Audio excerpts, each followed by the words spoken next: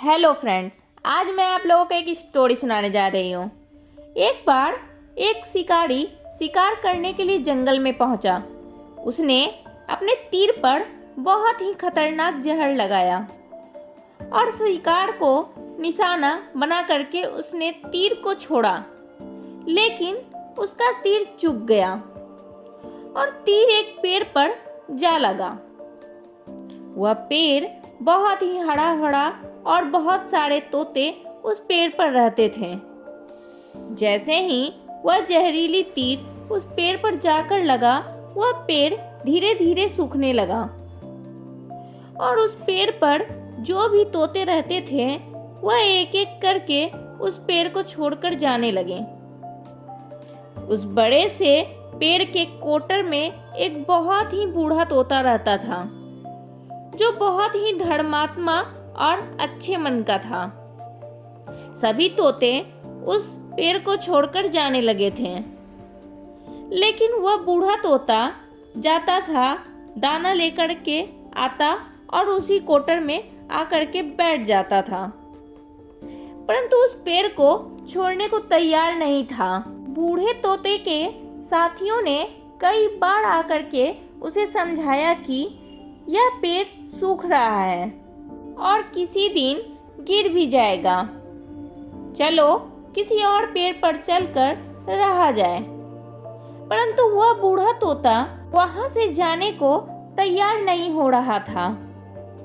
अब यह बात देवराज इंद्र तक पहुंची। उन्हें बताया गया कि एक तोता है, वह जिस पेड़ पर रहता है उस पेड़ पर एक जहरीला तीर लगने के कारण सूखने, गिरने और खत्म होने के कगार पर आ चुका है और एक बूढ़ा तोता अभी भी वहीं पर रह रहा है। वह दाना लेकर आता है और वहीं पर रहता है, जबकि उस जंगल में बहुत सारे पेड़ हैं, लेकिन वह उसी पेड़ पर रह रहा है। देवराज इंद्र प्रकट हुए और उस बूढ़े तोते से कहने लगे कि आप बहुत धर्मात्मा हैं, बहुत ही अच्छे मन के हैं, लेकिन आप इस पेड़ को छोड़कर किसी और पेड़ पर चले जाइए, क्योंकि यह पेड़ कुछ ही दिनों में गिर जाएगा। तालाब के पास में बहुत से बड़े बड़े हरे भरे पेड़ हैं, बड़े बड़े कोटर हैं, उन पेड़ों पर फल भी लगे हुए हैं, उन्हें वहीं पर तोड़कर खा सकते हैं, परंतु यहाँ से आप चले जाएं।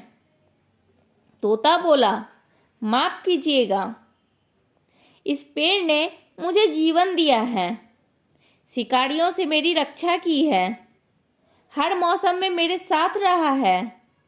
ये कोटर मेरा घर है, यहाँ मैं पला बड़ा हूँ।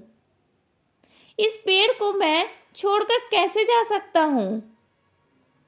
इस पेड़ पर संकट आया है तो क्या मैं इसे छोड़कर चला जाऊं? मैं ऐसा कभी नहीं कर सकता।